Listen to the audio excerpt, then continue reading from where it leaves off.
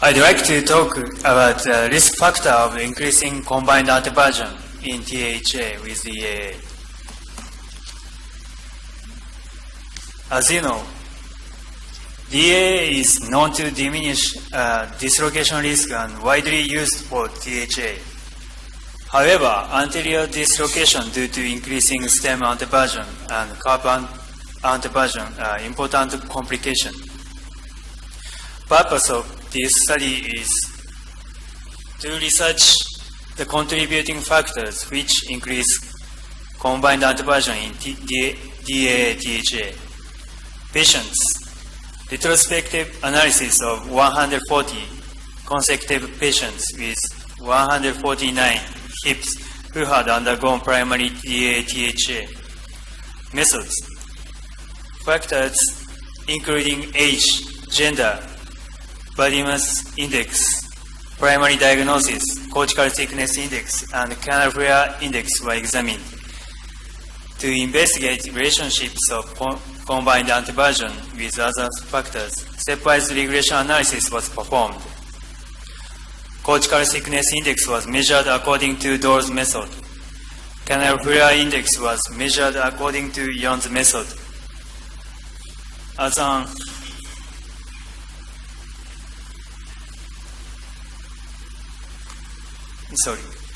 an operative preparation, we are checking by fluoroscopy.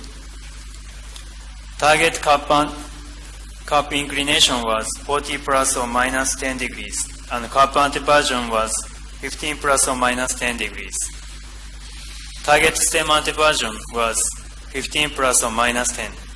We are checking stem size, flexion, birth alignment, and leg length.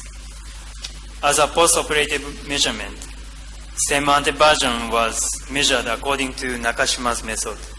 Radiographic inclination was measured according to Renwick's method.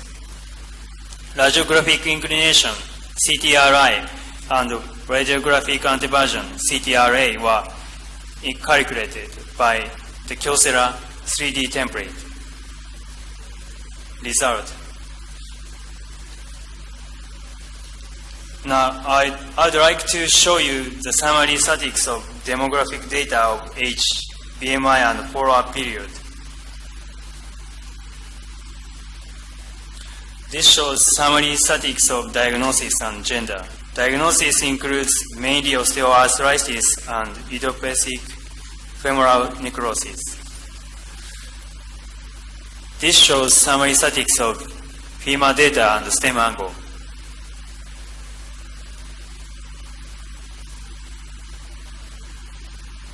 Mean stem anteversion was 70.7. Stem birth angle was 0.19. This shows summary statistics of cup angle. Mean XPRI and CTRI were 40.9 and 40.8 respectively.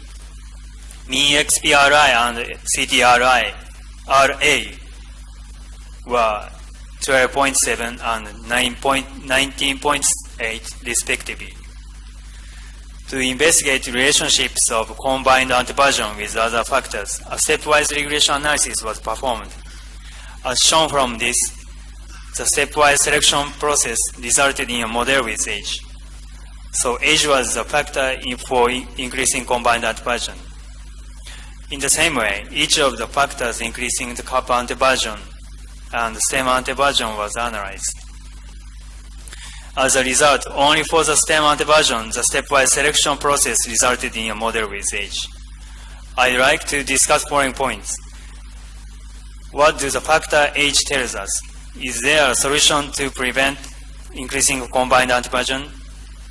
This shows relationships between age and femoral bone morphology. CFI and CTI decrease with age.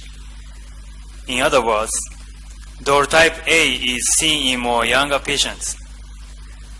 Stem anteversion is influenced by natural AP and ML ball of the femoral canal, thickness of the posterior cortex, and width of the medullary canal.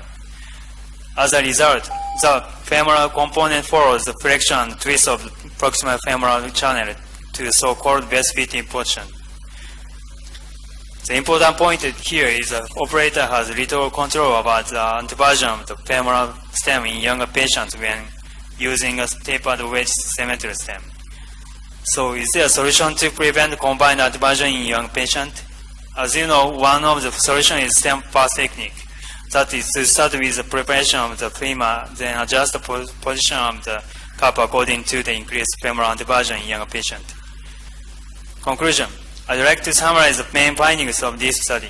In this study, we found the risk of excessive femoral anteversion increases at relatively younger age and moreover with an increase in combined anteversion in DATHA with cementless tapered wedge stem. Thank you.